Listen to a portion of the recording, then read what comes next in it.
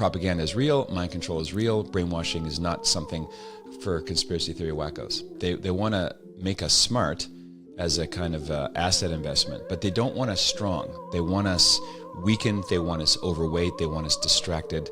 Yeah, we produce the honey, and the honey is our taxation, and then eventually the beekeeper comes in and steals all the honey and leaves us with hardly any.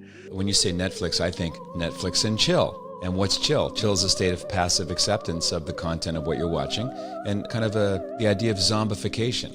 It's very easy to lead people unconscious to themselves in any direction that the controller wishes, because they know that the repetitive content and the fear really basically increases the compliance quotient in any sort of population.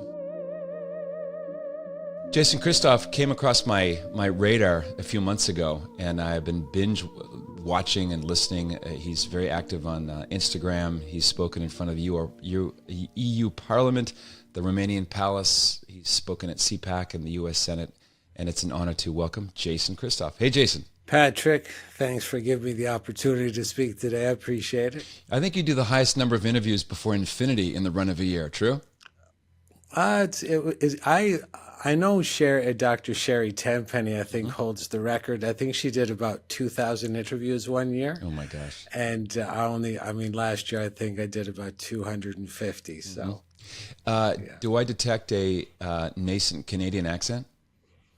Absolutely. I'm a Canadian. I was raised mostly in Newfoundland, which some people might know. It's a province on the far east coast of Canada. And I lived in Ontario for the rest of my years until 2021. End of 2021, I had to sell my hard asset business because I was deemed non-essential. So I just packed up everything and I moved to Mexico. And now I spend my time between Mexico and Latvia in the EU.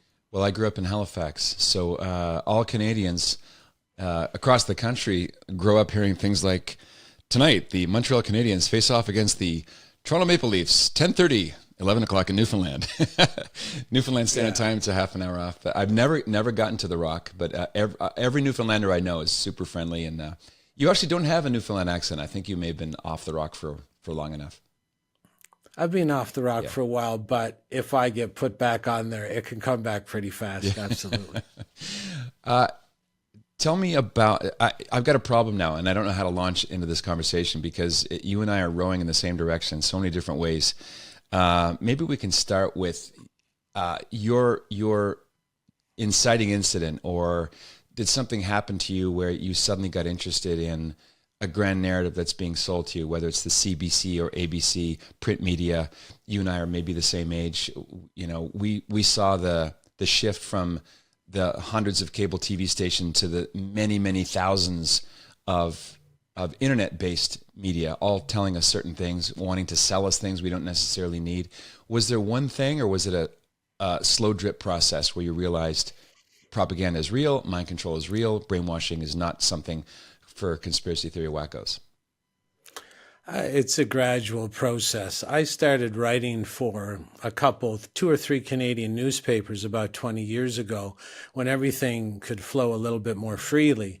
So I'd write about mercury teeth fillings, vaccinations, pasteurized milk, Teflon pens, aluminum in the deodorant. And they were the most well-read columns in the newspaper. And then about 10 to 12 years ago, I got fired from that position. And then all of a sudden I started to see all the ads in that newspaper became from multinational corporations. There were no more local writers in the small town newspapers. They were all the same. And then, I'd pick up a newspaper in my hometown. It had the same articles in it as the Montreal newspaper, as the Ottawa newspaper. And you could tell something was going on, but I was inside the mind control as well. Before I was an overcoming self-sabotage coach, sort of a master of psychological manipulation in the positive direction. I was a master self-saboteur myself, executing all the programs that the media put into me, the drinking, basically I do narcotics, steroids, run with the wrong crowd. And I had to use positive forms of mind control to work my way out of all this self-destructive and dark influences that I really had no idea how I took them on, how mind control worked, why I was destroying myself by my own hand. And I was a successful businessman with these programs running in my subconscious mind, which is the most dangerous, because when you have extra financial resources and you have these mind viruses that are implanted into you by media, and they're all about knocking you down and destroying your innate human potential, just destroying the God force inside of you. You can do it a lot easier if you're wealthy. So it was a real disastrous crawl at rock bottom that took me to my darkest hours, to the dark night of the soul, before I pulled out of that and started my long journey to helping myself and then using my experience to help other people. One of the things you said recently in a walk and talk on Instagram was that the powers that be don't mind if we're smart. They want to make us smart as a kind of asset investment, but they don't want us strong. They want us weakened. They want us overweight. They want us distracted. So whether it's fear porn or actual porn or video games, virtually anything on a shelf, if it's inside the ring of a grocery store, is going to have all the toxins, high fructose content corn syrup, sugar everywhere, vegetable oils. If you're looking close enough, you're tempted to think they're trying to slowly kill us.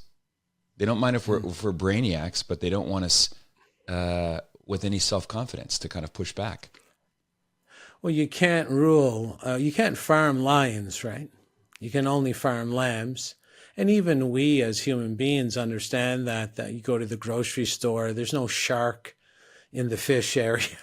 Yeah. And, there's no lions and tigers. It's just easier to farm weaker animals.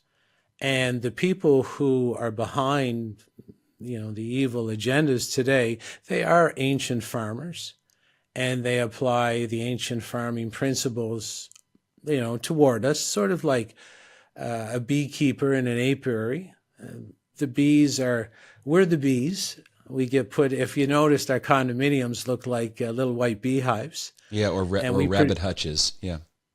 Yeah, we produce the honey, and the honey is our taxation. And then eventually the beekeeper comes in and steals all the honey and leaves us with hardly any. And so this is what's going on now. And they do weaken us because, mind control is the foundation of this. It's a two-pronged system, mind control and poison. And basically, mind control, doesn't matter what modality you study.